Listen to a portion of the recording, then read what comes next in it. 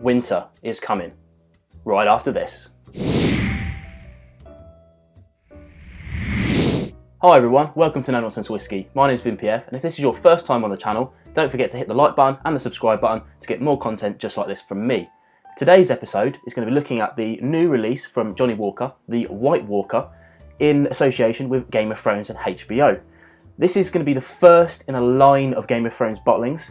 I'm not going to go into them in the video today, but I'll put some information in the description below.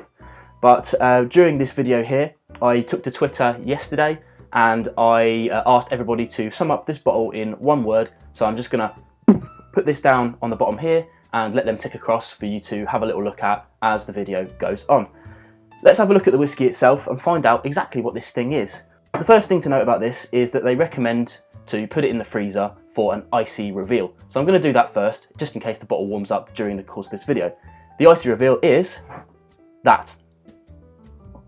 That's right, it says winter is here. And before, it didn't say winter is here. Revealed.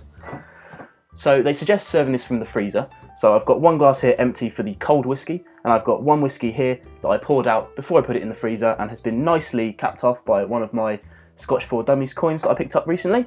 Thank you very much for those.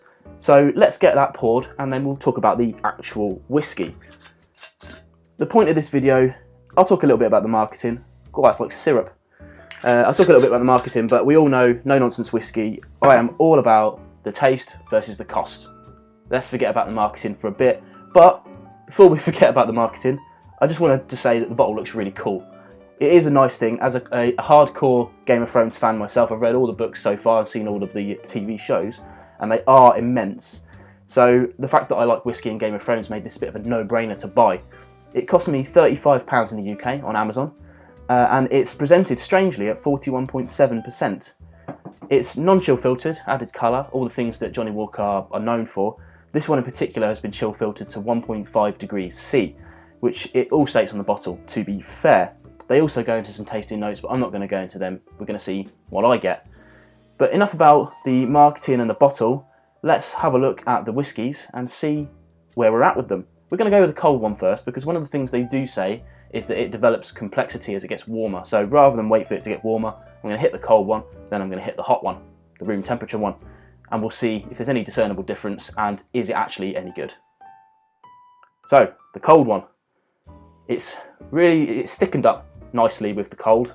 I'm always a bit concerned when people suggest serving an alcohol cold.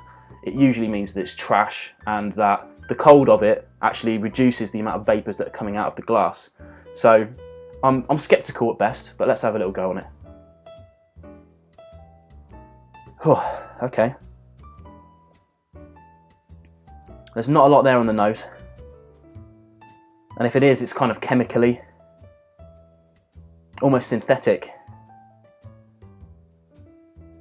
I'm certainly not getting any of the tasting notes that are on the back of the bottle. Let's try a little bit.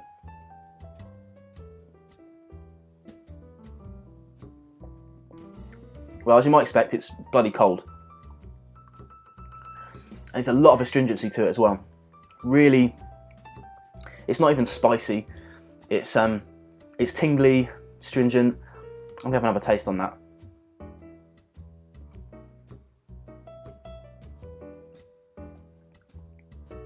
You know what? Apart from the chemical notes, which really do get up the back of your nose, in your mouth, there's no flavour to that at all. Excuse me. Oh, I'm not liking that. Not liking that in any way, shape or form. Well, let's hope having it at a proper temperature helps. Let's give this a little swizzle to keep it awake and remove this coin.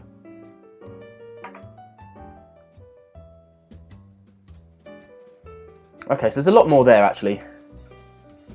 What I think the cold was doing is actually keeping the stuff that might have made a difference, that was keeping that in the liquid and not letting it out. There's still that chemical note to it, but I'm picking up a little bit more fruits to it. Some vanilla maybe. It's definitely very, very synthetic on the nose. Let's try a little bit.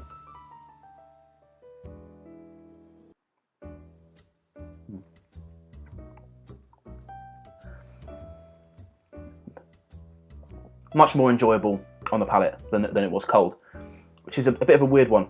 I'm not sure why they would suggest it. Obviously, it's part of the gimmicky nature of the dram, but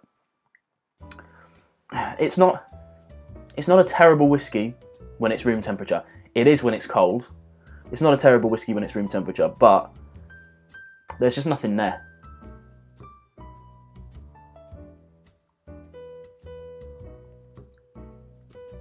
It's got a little bit of spice to it now that the cold has gone. So before there was no spices, now that's opened up into a bit of spice, but